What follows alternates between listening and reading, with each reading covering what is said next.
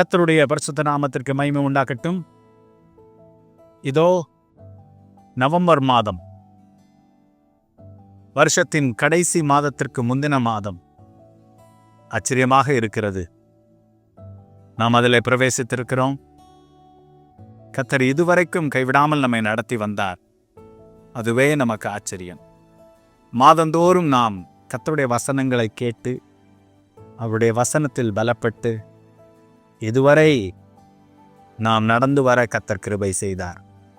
சில இடங்களிலே கர்த்தர் நம்மை தூக்கி நிறுத்தினார். அவர் தவறாமல் நம்மோடு கூட இருந்தார். நான் உன்னை விட்டு விலகுவதும் இல்லை, உன்னை கைவிடுவதும் இல்லை என்று சொல்லி அதை அப்படியே நிறைவேற்றுகிற தேவனாக கர்த்தர் நம்மோடு கூட இருந்தார். அதற்காக உங்களுக்காகவும் எனக்காகவும் நான் கர்த்தருக்கு நன்றி செலுத்திக் கொள்ளுகிறேன். உங்களை யாவரையும் சந்திப்பதிலே மிகுந்த மகிழ்ச்சி அடைகிறேன். இந்த மாதம் கர்த்தர் நமக்கு கொடுத்திருக்கிற ஆசீர்வாத வசனம் யோவான் எழுதின சுவிசேஷம் 12ஆம் அதிகாரம் 32ஆம் வசனத்தை வாசிக்கிறேன், கேளுங்கள். நான் பூமியிலிருந்து உயர்த்தப்பட்டிருக்கும் போது எல்லாரையும் என்னிடத்தில் இழுத்துக்கொள்வேன் என்றார். அருமையான தேவனுடைய பிள்ளைகளே, புவி ஈர்ப்பு விசை கீழாக இழுக்கிறது. ஆனால் கர்த்தர் அதையும் எதிர்த்து மேலாக இழுக்கிறார் என்கிற நற்செய்தி எவ்வளவு பெரிய ஆனந்தமாய் இருக்கிறது.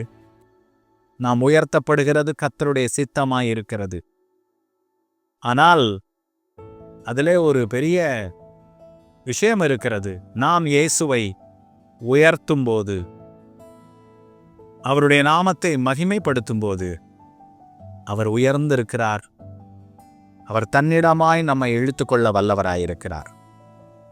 ஏசாயா தீர்க்கதரிசன புஸ்தகம் 60ஆம் அதிகாரம் 3ஆம் வசனம் இப்படியாக சொல்லுகிறது, உன் வெளிச்சத்தினிடத்துக்கு ஜாதிகளும் உதிக்கிற உன் ஒளியினிடத்துக்கு ராஜாக்களும் நடந்து வருவார்கள். நாம் கர்த்தரை உயர்த்த உயர்த்த அவருடைய வெளிச்சம் நம்மிடத்திலே பிரகாசிக்கிறது.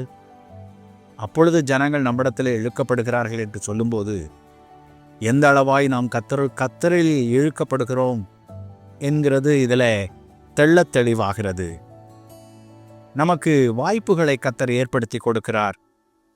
நாம் கிறிஸ்துவுக்குள் அட்ராக்ட் ஆக்கப்பட்டு கவர்ந்தெழுக்கப்பட்டு அது நிமித்தமாய் அநேக நம்மிடமாய் கவர்ந்தெழுக்கப்படுகிற ஒரு அனுபவம் தான் நம்மை உயர்த்தி வைக்கிற அனுபவம். அருமையான தேவனுடைய பிள்ளைகளே, யோசேப்பு தன்னை குறித்து உயர்த்தி பேசவில்லை. மாறாக அவன் ஆண்டவரை உயர்த்தினான். கர்த்தர்தான் சகலவற்றையும் வெளிப்படுத்துகிறவர் என்று சொல்லி பார்வோனிடத்திலே சொன்னான். நடந்தது என்ன? கர்த்தருடைய நாமத்தை உயர்த்த உயர்த்த கர்த்தர் யோசேப்பை உயர்த்தினார். அவனுடைய சிறைச்சாலை தன்மையிலிருந்து, அவனுடைய அடிமைத்தன தன்மையிலிருந்து கர்த்தர் உயர்த்தி எல்லாருக்கும் மேலாக வைத்திருந்தார். அதன் நிமித்தம் அவனுடைய சகோதரர்களும் அவனை அறிந்தவர்களும் அவனிடமாய் இழுக்கப்பட்டிருக்கிறதை நாம் பார்க்கிறோம். இந்த மாதத்திலே நீங்கள் கர்த்தரை உயர்த்துங்கள், அவருடைய கிருபையை சார்ந்திருங்கள். நிச்சயமாய் கர்த்தர் உங்களை உயர்த்த வல்லவராயிருக்கிறார். இரண்டாவதாக, தெய்வீக மறுரூபம் நமக்குள்ளே காணப்படுகிறது. எப்பொழுதென்றால் நாம் கர்த்தரை உயர்த்தும் போது. 2 கொரிந்தியர் 3ஆம் அதிகாரம் 16ஆம் வசனம் எப்படியாக சொல்லுகிறது, நாம் எல்லாரும் திறந்த முகமாய் கர்த்தருடைய மகிமையை கண்ணாடியிலே காண்கிறது போல கண்டு ஆவியாயிருக்கிற கர்த்தரால் அந்த சாயலாகத்தானே மகிமையின் மேல் மகிமை அடைந்து மறுரூபப்படுகிறோம். ஒரு தெய்வீக மறுரூபம் நமக்குள்ளே காணப்படுகிறது. எப்பொழுது? நாம் கர்த்தரை உயர்த்தும் பொழுது. அப்பொழுது ஜனங்கள் வித்தியாசத்தை பார்ப்பார்கள். தேவனுடைய பிள்ளையே, நீ இந்த ஜனத்தோடு ஒரு ஜனமாய் ஒரு மனிதனாய் காணப்படாதபடிக்கு கர்த்தரை உயர்த்தி அவருடைய மகிமையின் சாயலாகத்தானே மகிமையின் மேல் மகிமை அடைய வேண்டும் என்பதுதான் கர்த்தருடைய விருப்பமாயிருக்கிறது. இயேசுவை சிலுவை மரத்திலே உயர்த்தினார்கள். ஆகினாலே அங்கே உயர்ந்த தேவன் ஒருவேளை நம்மை அந்த சிலுவையின் பாடுகளுக்கு உயர்த்துவாரோ என்று சொல்லி நாம் நினைக்கக்கூடாது. அதன் நோக்கத்தை நாம் எல்லாரும் அறிவோம். அவர் அங்கே உயர்த்தப்பட்டு, அடிக்கப்பட்டு, நொறுக்கப்பட்டு உன்னதத்திற்கு உயர்த்தப்படுகிற ஒரு அனுபவத்திற்கு வந்தார். பார்த்தீங்களா? அதுதான் ஃபைனல், அதுதான் உயர்வு, அதுதான் மேன்மை. அங்கே கர்த்தர் நம்மை இரட்சிப்பின் பாதையிலே, வலி இல்லாத பாதையிலே, தோல்வி என்கிறது இல்லாத பாதையிலே விடுதலையை தருகிற உயர்வை கர்த்தர் நமக்கு கட்டளையிடுகிறார். அருமையான தேவனுடைய பிள்ளைகளே, ஆண்டவரை சிலுவையில்தான் நாம் கண்டு தோல்வியை நசுக்க முடியும் என்று சொல்லி விசேஷ வல்லுநர்கள் சொல்லுகிறார்கள். அருமையான தேவனுடைய பிள்ளையே, கர்த்தரை உயர்த்திப்பார், தெய்வீக மகிமை உன்னை சூழ்ந்து கொள்ளும். அந்த மகிமையை கண்டு ஜனங்கள் கடந்து வருவார்கள். ஒருவேளை உங்கள் வாழ்க்கையிலே சில சிலுவைகள் காணப்படலாம். ஆனால் அதை கர்த்தர் மாற்றி மறுரூபமாக்கி தரப்போகிறார் என்கிற நற்செய்தியை நான் உங்களுக்கு சொல்லட்டும். கடைசியாக ஒரு வார்த்தை சொல்லி முடிக்கிறேன். இந்த உயர்வு தெய்வீக உயர்வு. இதுவரைக்கும் கீழான அனுபவத்தில் இருக்கிற தேவனுடைய பிள்ளையே, கர்த்தர் உன் பதவியிலும் உயர்த்துவார், உன்னுடைய வாழ்க்கையில உயர்த்துவார். உன்னுடைய சகலவித ஜனங்கள் உன்னை குறித்து தாழ்மையாய் நினைக்கிற இடத்திலும் கர்த்தர் உன்னை உயர்த்த வல்லமை உள்ளவராய் இருக்கிறார்.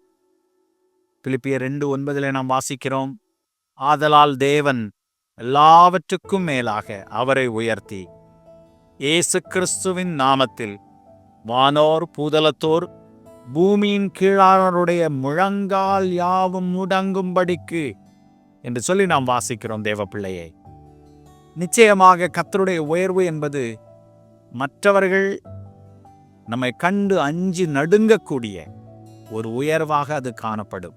எல்லாவற்றுக்கும் மேலாக கர்த்தர் உயர்த்துவார். பொருளாதாரத்தில் உயர்த்துவார், பதவியில் உயர்த்துவார், வேலையில் உயர்த்துவார், குடும்பத்தில் உயர்த்துவார். அதனால எல்லாரையும் நசுக்குகிறதற்காக அல்ல.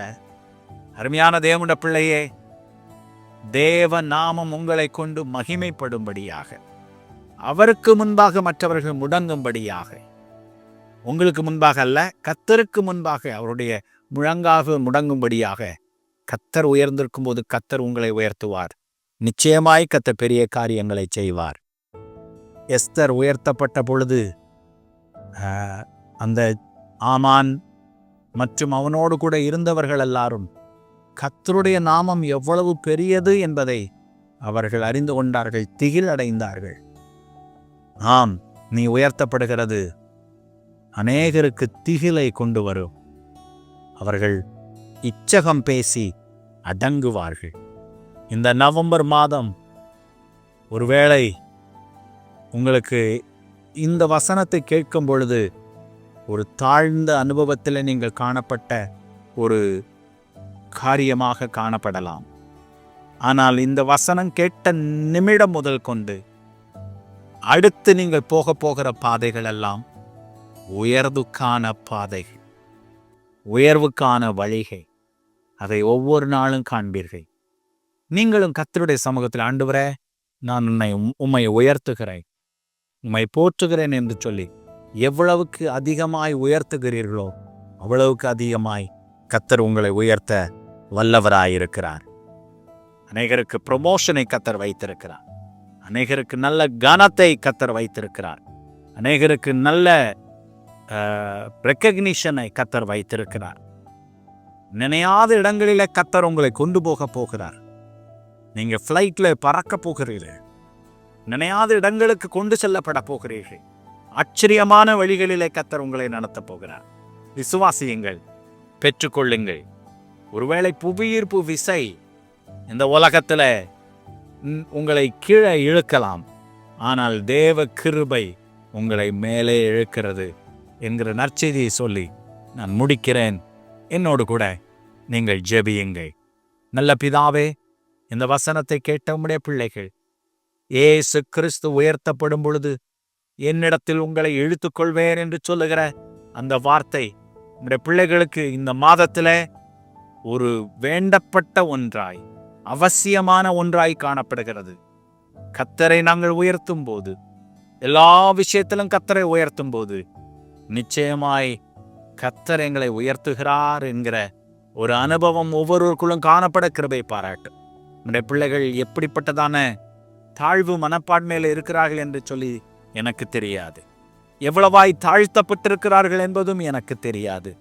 ஆனால் இந்த நிமிஷம் முதற்கொண்டு உம்முடைய பிள்ளைகளை அவர்கள் உம்மை உயர்த்தும் போது, அவர்களை உயர்வின் பாதையிலே கர்த்தர் நடத்த போகிறபடினாலே நான் உம்மை ஸ்தோத்தரிக்கிறேன். இந்த பிள்ளைகளை ஆசீர்வதிக்கிறேன். இயேசுவின் மூலம் ஜெபம் கேளும் நல்ல பிதாவே, ஆமேன். கர்த்தர் தாமே உங்களை ஆசீர்வதிப்பாராக. God bless you.